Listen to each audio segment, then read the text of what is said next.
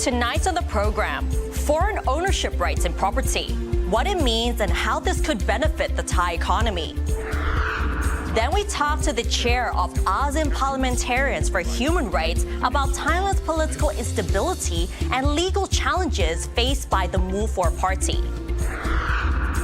And a Thai female nude photographer on how she struggled through stigma and prejudice. สวัสดีค่ะ I'm Nad Bunag and welcome to This Week with Thai PBS World. We begin tonight with possibly good news for expats in Thailand as the government has floated the idea of reviewing property ownership rights for foreigners in an effort to boost the Thai economy. So currently, foreigners in Thailand can own about 49% of a condominium project, while the remaining 51% must be owned by Thai nationals. At the same time, foreigners can also lease land up to 50 years, and they also have the option to extend that by another 50 years as well. However, based on a new regulation, the ownership limit for foreigners in Thailand will be increased up to 75% of the development, and at the same time, they will also be allowed to lease land up to 99 years. This could actually be a good sign as foreign demand for condominiums in Thailand has been increasing over the years. And according to the Real Estate Information Center, the ownership of over 3,900 condominium units were transferred to foreigners during the first quarter of this year, with a total value of about 18.01 billion baht. And most of the units were in these 5 provinces, which are Chonburi, Bangkok, Chiang Mai, Phuket,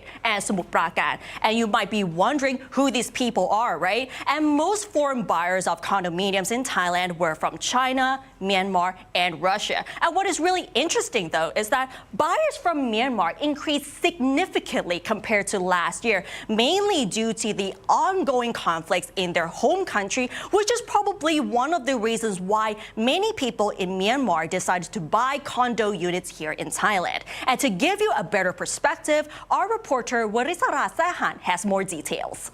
If the law is amended, the foreigner can buy more condominiums in one unit, like 75%. And this will increase more demand. It is a common economic theory, right? That if they have more demand, the price will increase. And it would be a hardship for local Thai people to own a condominium or a property for sure. This is just one of many comments from critics on the latest proposal to change property ownership rules for foreigners in Thailand. The changes would allow non-Thai nationals to own up to 75% of the units in a condominium project and extend land leasing rights to 99 years. This new legislation was proposed to Parliament with the aim to boost the property market and the Thai economy. Apart from rising prices, Praphuk Chat Prapachai, former Democrat, MP candidate and legal expert, said that he is not opposed to the new policy, but he recommends that the government comes up with comprehensive regulations. Like we can allow 75% rule for only high-price condo, like 10 million baht or more. Why? Because we need to keep the low-budget condo for Thai people who has average or low income. And another idea is like we need to tax more for foreigners who would like to own property or have a 99 years leasehold property, such as we need to impose like special tax rate for them. Or there are another measure like we can limit the area that foreigner can use these 75 rules for only specific area, like in a prime Bangkok area, in Phuket, Pattaya, or any area that the government think it is a high demand for foreigners.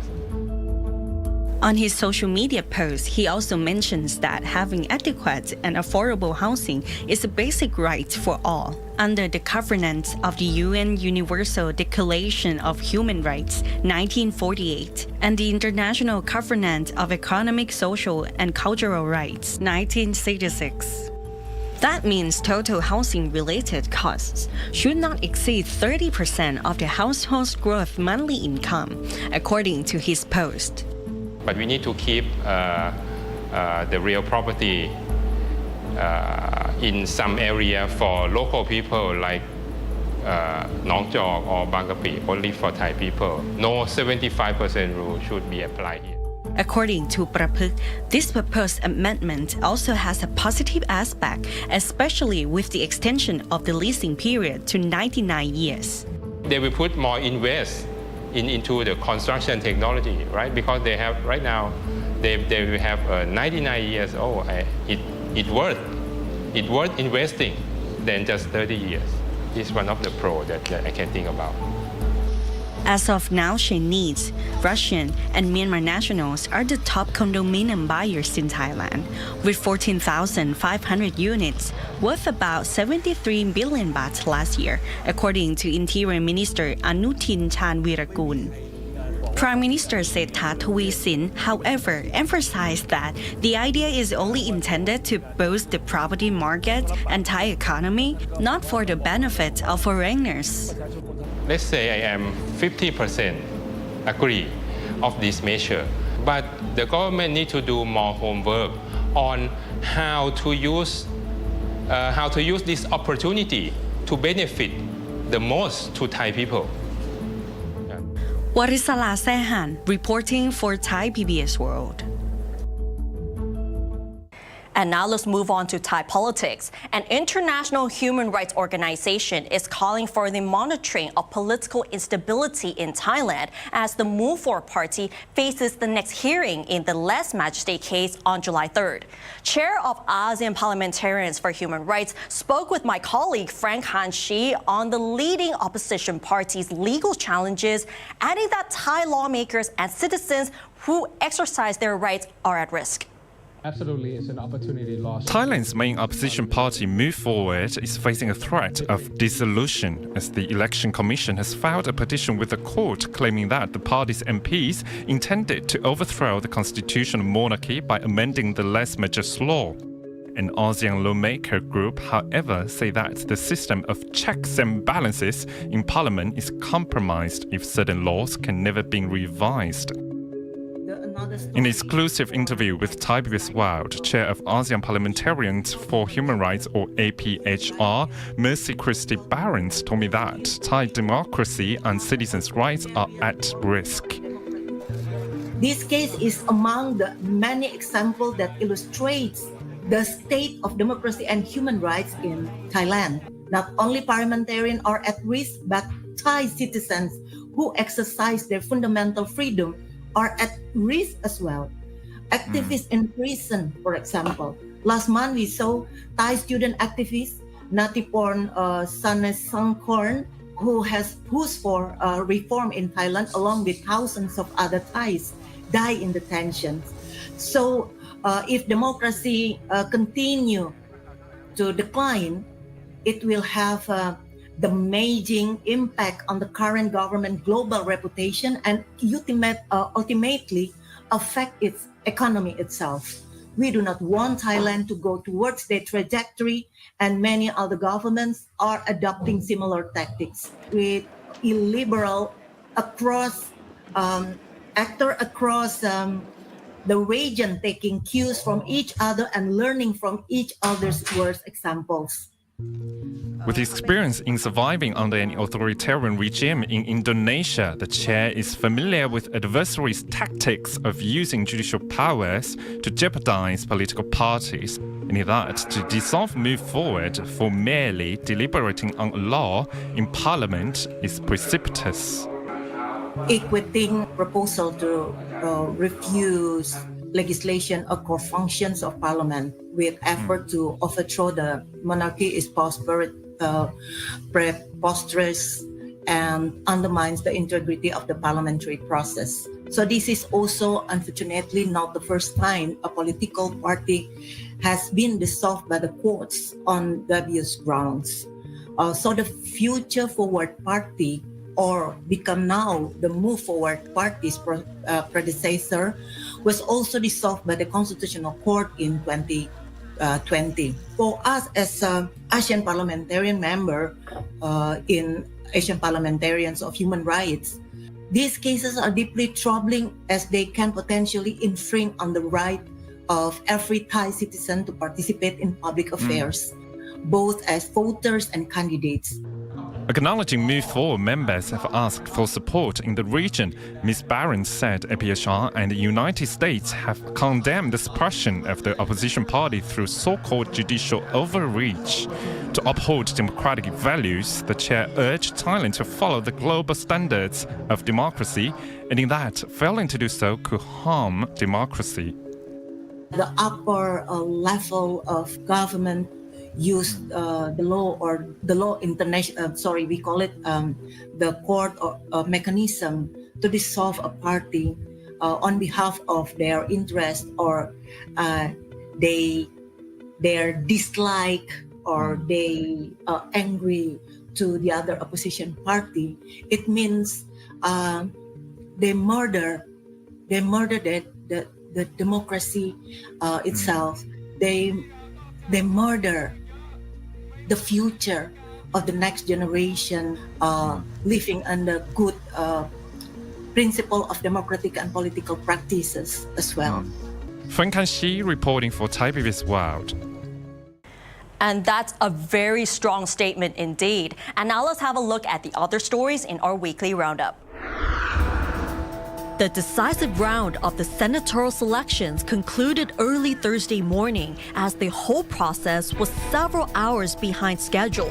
It also took about 5 hours before the vote counting was complete. The Election Commission is expected to announce the results of the senatorial elections on July 3rd at the earliest. However, the unofficial list of 200 winners has been released. The Police Commission has voted unanimously to endorse the order by the acting National Police Chief to remove Police General Surachet Hakpan from police service. Surachet, who has been charged with collusion in money laundering in connection with an online gambling network, has been fighting for his reinstatement as the Deputy Police Chief, which would have paved the way for him to become the next police chief. The first group of 94 Thai nationals returned to Israel on Tuesday as the Labor Ministry plans for a total of 10,000 Thai nationals to work in the agricultural sector to meet the quota granted by Israeli authorities. Thailand has suspended the provision of labor to Israel since the Hamas attacks in October last year, in which at least 41 Thai nationals were killed and following which about 7,000 were evacuated. Bhutan Prime Minister Chairing Topgay delivered a lecture about enlightened leadership in Chulalongkorn University during his official trip to Thailand after his meeting with Thai counterpart Sethar Thavisin. The Bhutan Prime Minister raised 3 important characteristics to become an enlightened leader, which are wisdom, courage, and compassion. In the fast-changing world, the Prime Minister suggested that leaders should manage conflicts, AI technology, and education with selfless manners. Low demand in the job market and cost-cutting strategies are making it harder to hire new talent. At the same time, slow economic growth also discourages employees from changing jobs. However, a recruiting firm CEO says that the market will actually revitalize if the financial service industry starts to hire people again. Let's find out more with Feng Kan-shi in this episode of The Wave. As the economy grows sluggishly, the global hiring market is cooling down. Low demand in the job market and cost cutting by companies have exacerbated the challenges in the talent acquisition process, as the employees tend to stay with current employers. CEO of a leading global recruiting firm, Gary Burkhardt, showed Thai PBS World that the market could, however, revitalize if the financial service sector starts to hire again. What we tend to see in our industry is that, yes, when we look at hiring volumes globally, they go up and down. That's one. Another variable is, of course, when interest rates go down, it tends to be favorable in what we do, as an industry. But where it is interesting is when the financial services industry starts hiring again, because they tend to bounce back as the first ones from let's say, a slowdown. And if the financial services industry starts hiring because they see the money flows coming and going, then the rest of the economy tends to have, in the next few months, also a rebound in hiring. Having monitored the talent acquisition market in Southeast Asia for more than 8 years, the CEO emphasized that the major challenge is the traditional way of thinking, adding that the fundamental skill for a relevant position is more important. Southeast Asia still has a fairly traditional way of thinking. If they're looking to hire somebody, they would like to have the person to have a good educational background that they like and to come likely from the industry. Whilst the world is now shifting to a skills-first approach, which means they care less about, did you study at Chulalongkorn or Thammasat? Do you have industry experience becomes irrelevant, but what they want is, do you have the skill to do the job you need to do? And that is letting go of the educational background and, of course, the industry knowledge, because in a lot of cases, especially in the tech world, it becomes industry agnostic where you come from. As long as you know the tech part, you'll be able to do the job. So that's one big piece. I think the second one is that at the moment there's a lot of hesitation of talent to move, because, like I said before, people are a bit scared at the moment. So the confidence is lower, and they call this the big stay.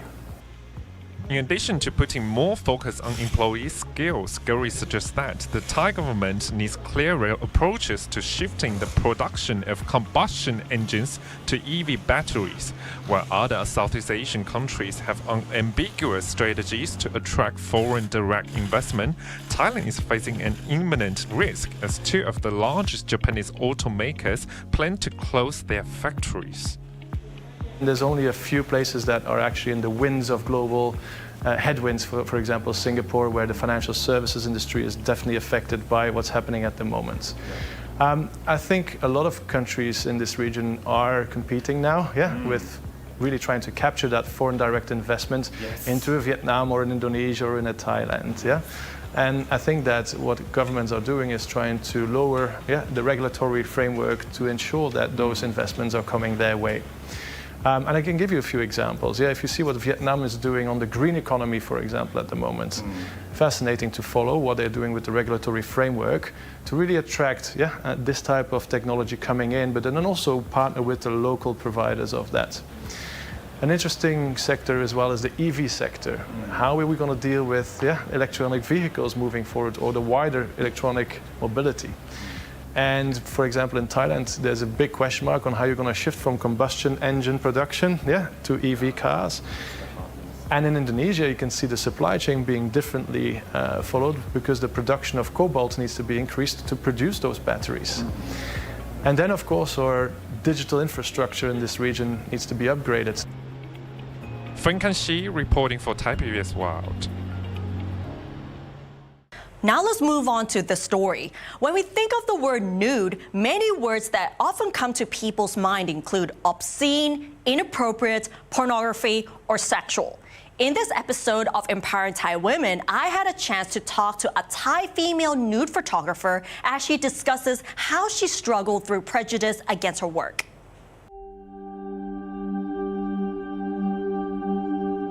These are some of the pictures taken by Sopirat Muangkam, a Thai female nude photographer, in her latest solo exhibition called Decentralized Thainess. She explores how people are defined by traditional values, stereotypes, and cultural norms in the 4 regions of Thailand. Among the stereotypes are that people in the north are often shy, or those in the northeast are often blunt. Therefore, Sopirat uses nude photography to strip away such stereotypes to indicate that people are all the same.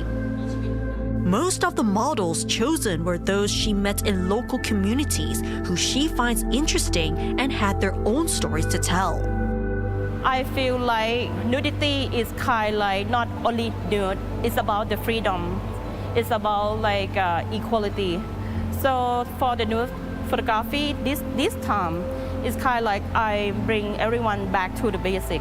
Like when we are naked, we are the same. As in her previous exhibitions, Sopirat's nude photographs can convey various meanings and are not only restricted to the meaning of art or obscene. Sopirat has been trying to get this message across over the past 10 years of her career, especially as nude photography remains shunned in Thai culture. As a result, photographers like her still face social prejudice and even verbal sexual harassment. To be the nude photographer or the nude photographer artist or nude artist in Thailand, it's not easy. They did not talk about you, just your work. You have to be strong enough that they're gonna talk about your appearance, your family, how they raised you. Some people judge you already that you are a bad person.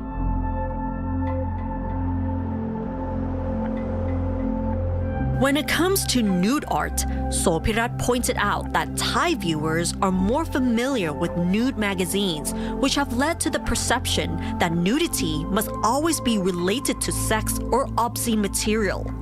On the other hand, Thai viewers remain unfamiliar with nude art in other settings, such as in museums and art galleries, which are much more common in the West. Because of this, Sopirat feels that nude photographers like herself remain marginalized in the Thai art scene. Even worse, being Thai and female made things even harder. I don't think that is the problem if I'm not in Thailand, because I've been a nude photographer since I was in Germany, in Europe before, and everyone know me. They never talk about, okay, you are the female, you should not do that or do this. But when I back to Thailand and everyone, even another international media, know I'm Thai woman, this question always become like very important that they're gonna ask. Many times I visit the gallery, visit the exhibition. Thai people have no problem if there is like a foreigner photographer or foreigner artist. But they have problem if there is a Thai photographer, because it's concerned about the religions or to be the good person, especially if you are the female.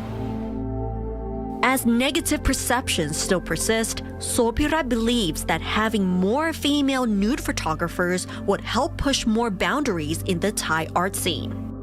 For me, I would be grateful if there is some like female another photographer coming up, because it's like if you shout alone, you're tired and your voice just small. But if many people more understanding your work and doing the same thing, I think we can change something.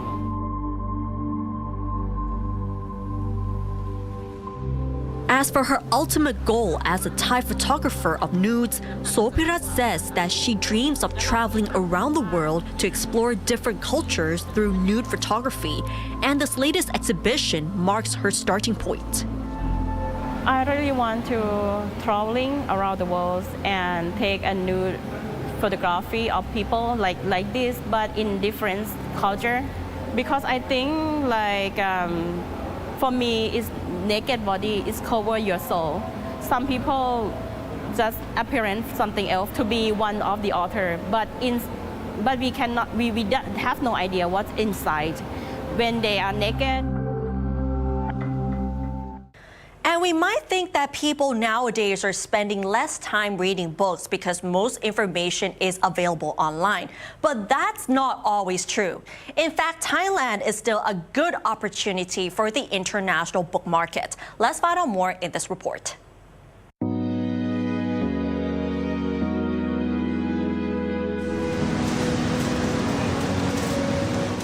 Thai people spend more time reading books than you might think. According to the World Population Review, Thai spend nearly 9.5 hours per week reading, ranking second globally. Despite that, it remains a challenge for international book publishers and book fair entrepreneurs to reach the Thai market due to the low English literacy rate among Thais. However, some international book publishers and book fair entrepreneurs see some hope in Thailand's book markets. The CEO of Big Bad Wolf, one of the largest international book fairs in the world, identifies significant opportunities to invigorate the market and promote a culture of reading. 15 years ago, everybody tell us cannot come to Thailand. When we were trying to find out, whether we could do this fair here, first thing they said that Thai, they don't read English. That's the first thing, because we are selling English book. And second of all, they told us that the readership is not very high in general, right? But to us, that is precisely why Big Bad Wolf need to be here. That's the exact reason why we need to be here, right? Same as when we started in Malaysia, it's the same thing. Readership is low. English is also not the first language, the second language. Many of us don't speak English as well. So it's the same dynamics, right? So when we bring the books here, since 2016 till now, we actually have tremendous response. And some people thought that, because Thailand has a lot of expats, they thought our customers are expats. I said no, 90% of our customers are local Thai. Jacqueline identifies the children's book segment as the largest sector in Thailand's international book market. She attributes this growth to the increasing English literacy among the younger generation, which drives demand for foreign children's books. Although majority is children books, so 70% of the books we sell in Thailand are children, right? But there's also a reason for it, because when you buy books, you don't just buy one for one kid. You normally buy quite a lot, right? Yeah, a pile of books, because children consume book very fast, right? They can finish one book at one day. And when children start to grow up, the development also you have to change, right? You have to change the type of book that they read. And one family would have more than one child sometimes. So you buy multiple sets for your different kids at different age group. So if you look at the trolley that the customer check out, you can see a lot are children books. Although Thailand is the big market for international book fair entrepreneurs, it still ranks fourth after Indonesia, Philippines, and Malaysia. She said that every business has to find their own way to survive, and her main focus is to penetrate and curate the markets herself. For businesses to strive, right, we need to be relevant, that's the thing. At the same time, we need to open new market. Because if you keep to the same market, then that's where it becomes stagnant. Right, so you need to expand beyond, you need to create, even if it doesn't exist. So when they say, no, Thailand is not your market, people don't read, but we created the market. Right, so there's many countries in the world which Big Bad Wolf are not in yet.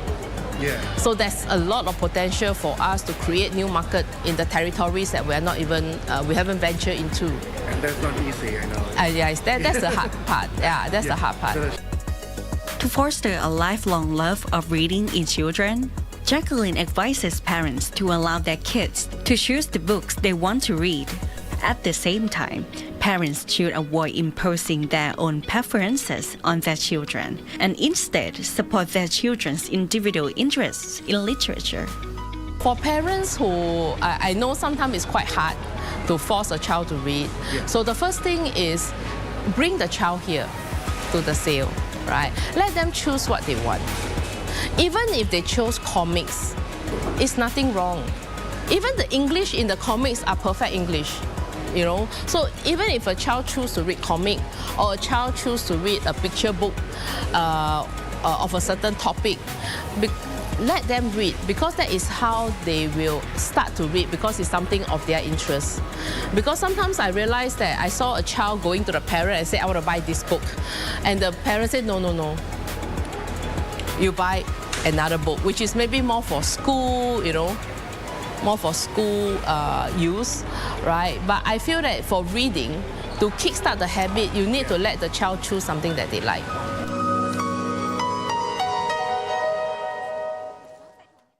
And that wraps up tonight's edition of This Week with Thai PBS World. Join us every Friday at 10:30 p.m. only on Thai PBS. And don't forget to follow us on social media, including our website, thaipbsworld.com, for all the latest updates about Thailand as well as analyses. Thanks for watching, and we'll see you next week. สวัสดีค่ะ